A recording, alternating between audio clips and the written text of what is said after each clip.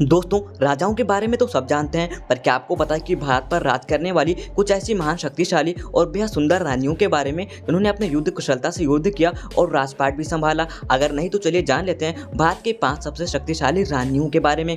Number 1, रानी लक्ष्मीबाई। दोस्तों, आज महारानी लक्ष्मीबाई को पूरा देश जानता है और इनसे पूरा देश काफ़ी ज़्यादा प्रभावित भी है। झांसी की रानी के नाम से प्रसिद्ध रानी लक्ष्मीबाई को मणिकर्णिका भी कहा जाता था। इनकी शादी झांसी नरेश महाराज गंगाधर राव नेवालकर से हुई और इनके पति की मौत के बाद अंग्रेजी हुकूमत ने उनके राज को छीनने की कोशिश की, लेकिन रानी ने अंग्रेजों को मुंहतोड़ जवाब दिया और सिंहासन पर विराजमान हो गई। अंग्रेजों ने झांसी को नियंत्रित करने के लिए खूब जोर लगाया, लेकिन रानी के जीते जी वो झांसी को छू भी ना सके। रानी ग्वालियर के किले में मदद लेने गई तो ग्वालियर के महाराज ने उनके साथ धोखा कर दिया, इसलिए उन्होंने खुद को तलवार से मारकर अपनी जान ले ली। नंबर 2, रानी पद्मिनी। चित्तौड़ की रानी पद्मावती ने अपने स्वाभिमान और देश की रक्षा के लिए अपना बलिदान दिया। रानी का जन्म सिंघल में हुआ और महाराजा रतन सिंह के साथ शादी हुई। रानी पद्मिनी ने हर तरह की शिक्षा ली थी और खासकर वो युद्ध कला में पारंगत थी। महारानी के साहस के सामने मोहम्मद गौरी भी हार गया था। जब मोहम्मद गौरी चित्तौड़ पर हमला करने आया तो महाराज रतन सिंह ने 6 महीनों तक युद्ध किया। उसके बाद महाराज वीरगति को प्राप्त हुए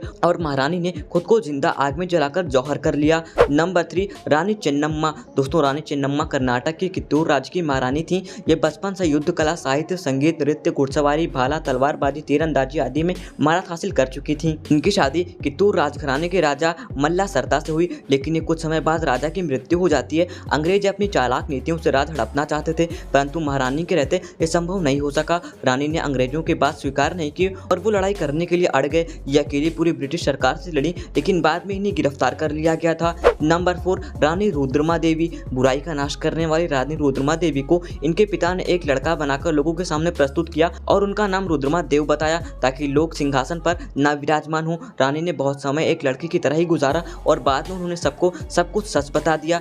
रानी प्रजा की प्यारी थी और उन्होंने बुराइयों का नाश किया और अपने चचेरे भाइयों से युद्ध किया और उन्हें परास्त किया। हालांकि इस बात से राज के कई अमीर लोग खुश नहीं थे, क्योंकि रानी बुराइयों और अन्याय के खिलाफ थी। नंबर 5, महारानी ताराबाई।